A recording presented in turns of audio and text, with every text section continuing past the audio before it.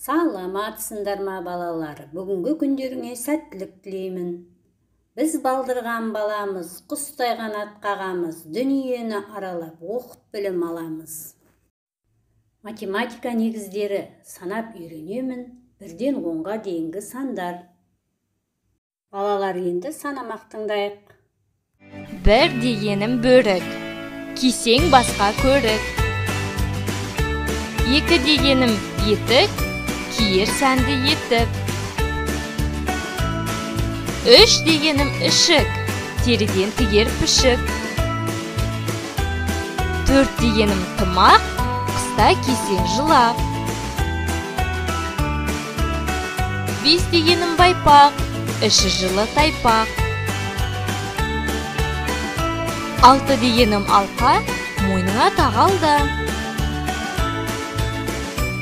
7 дегенім жейде, кір болмасын кейде. 8 дегенім сеңсең, жылы тонол кисең. 9 дегенім телпек, болма бала тентек. 10 дегенім оймақ, жүрме босқа ойнап. Балалар, әліппе дәптерлеріңдегі бірінші тапсырмаға назар аударыңдар. Спорт залдағы балаларды және спорт құралдарын сана, сан жазылған карточкаларды жапсыр. Мысалы, кегіл нешеу? Кегіл санаймыз, кегіл 9 екен. 9 сипырын алып жапсырамыз. Дәптердің ортасындағы жапсырманы пайдаланасыңдар. Келесі екінші тапсырмамыз қаламмен бастырыпсыз. Балалар, енді денемізді сергітіп алайық. 1, 2, 3, қарлығаш боп ұш. 4, 5, 6, қарлығаш боп қалды. 7 менен 8, қандай күшті дейміз. 9 менен 10, қарлығаш боп қон.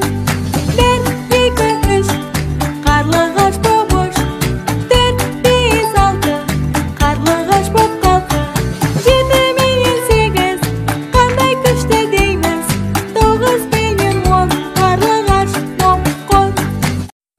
Жарайсыңдар балалар. Үшінші тапсырма, сандарды карточкалермен сызып қос.